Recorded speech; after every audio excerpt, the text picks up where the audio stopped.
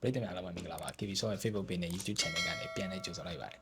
ဘာစီလိုနာအသင်းနဲ့ပတ်သက်ပြီးစိတ်ဝင်စားဖို့ကောင်းတဲ့သတင်းလေးတစ်ခုကထပ်ပြီးတော့ထွက်လာတယ်ပေါ့နော်အဲ့ဒါကတော့ဘာစီလိုနာအသင်းဟာလာမယ့်နွေရာသီမှာသူတို့အသင်းရဲ့ဘဲတောင်းပန်ကိုအားဖြစ်ဖို့အတွက်ကြိုတင်ပြင်ဆင်နေတယ်အဲ့ဒီပြင်ဆင်မှုတွေကထိတ်တန့်ပြစ်မှတ်ထဲမှာလပါဝူးအသင်းရဲ့ဘဲတောင်းပန်ကစားသမား Louis Diaz ကိုထည့်သွင်းထားတယ်လို့သိရပါတယ်တော်လေးကိုအံ့အားသင့်စရာကောင်းတဲ့သတင်းဖြစ်ပေမဲ့လက်ရှိနီးပြ Hansi Flick ဟာဘဲတောင်းပန်မှာဒါသူတို့ tactical ရပေါ့နော် changes ပြုလုပ်နိုင်မယ့်ကစားသမားကိုလိုအပ်နေတယ်အဲ့ဒီအနေအထားမှာ Louis Diaz ကိုမျက်စိကျတယ်လို့သိရပါတယ် Louis Diaz အတွက်ကိုလပါဝူးဘက်ကတော့ပြောင်းရွှေ့ကြီးကပေါင်သန်း60နဲ့အထက်ကိုသတ်မှတ်ထားတာဖြစ်ပေမဲ့ဘာစီလိုနာကတော့ဒီထက်နည်းတဲ့ပမာဏနဲ့ညှိနှိုင်းသွားဖို့စဉ်းစားနေတယ်လို့သိရပါတယ်အဲ့တော့နွေရာသီပြောင်းရွှေ့ကြလို့ရှိရင်ဒါဘာစီလိုနာအသင်းနဲ့သူတို့ရဲ့ပြစ်မှတ်ကို